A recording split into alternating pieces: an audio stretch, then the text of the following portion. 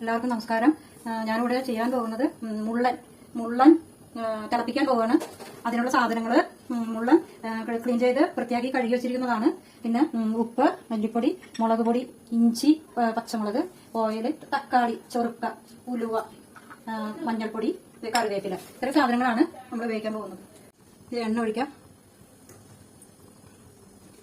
എണ്ണ ചൂടായി ഇതിനകത്ത് ഇത്തിരി ഉലുവ ഇട്ട് കൊടുക്കണം.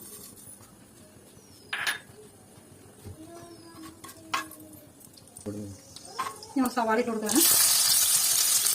തിളപ്പിക്കുന്നതിന് സവാള ഇത്തിരി കൂടുതൽ വേണം.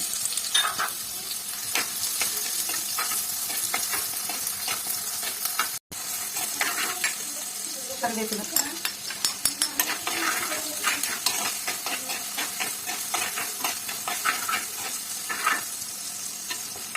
ആവശ്യമായി ഉപ്പിടണം. ഇവിടെ തക്കാളി ഇട്ട് കൊടുക്കണം. തക്കാളി ഇതിനോട് കൂടി വാടിക്കോളും.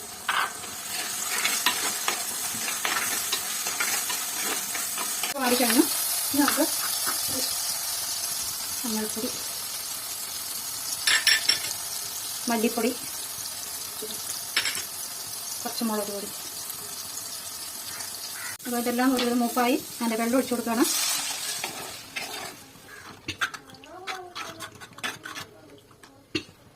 അതേപോലെ ഇത്തിരി ചൊറുക്ക ഒഴിക്കുകയാണ്.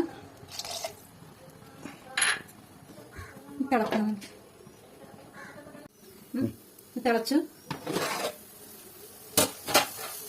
നമുക്ക് പുളിയൊക്കെ ഉണ്ടോന്ന് നോക്കാം.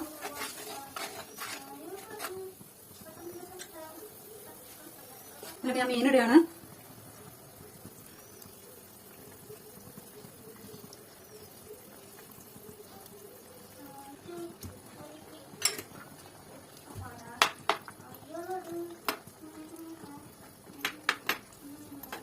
നമുക്ക് മൂടി വെക്കാം.